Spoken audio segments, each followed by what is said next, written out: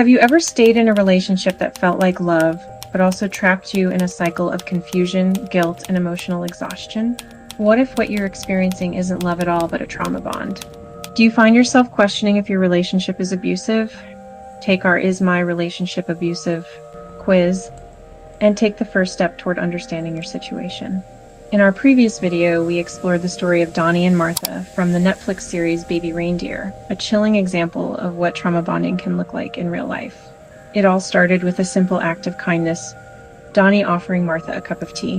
What followed was 6 years of emotional manipulation, stalking, and psychological torment. And yet, Donnie didn't push her away. He even protected her at times despite knowing how dangerous the situation had become. Why? Because trauma bonding doesn't look like constant abuse. It looks like confusion.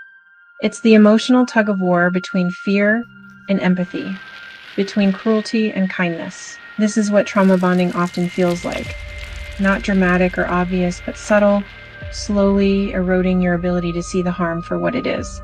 It traps you in a cycle of hope, guilt, and self-doubt until you start believing that maybe the pain is your fault, or worse, that it's love. In this video, we'll break down the 6 emotional patterns of trauma bonding so you can finally tell the difference between real connection and emotional captivity. Love bombing. The relationship begins fast and strong. You feel seen, adored, maybe even rescued. They say everything you've ever wanted to hear. This intense affection called love bombing creates a false sense of security, but it's not real love. It's bait. Confusion, self-doubt.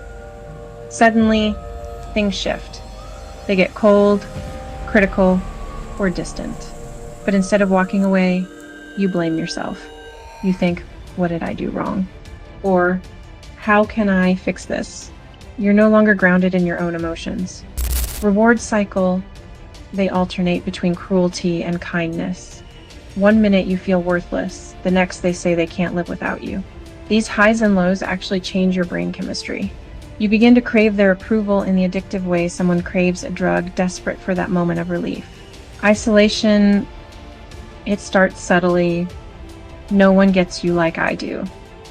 They position themselves as your only safe harbor. You begin pulling away from friends, sometimes out of guilt, other times because it just feels easier.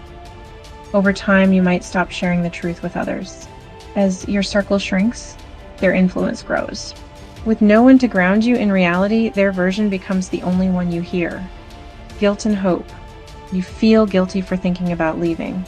You tell yourself they had a rough childhood, or they are going through a lot right now.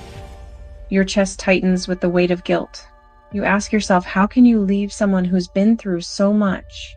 They might even remind you of their pain to keep you close, turning your empathy into a leash. Loss of self. You're constantly anxious and walking on eggshells, apologizing for things that weren't your fault, doubting your feelings. Some days you feel like a ghost in your own body, smiling, nodding, saying the right things, but barely there. You didn't fall in love. You fell into emotional malnourishment.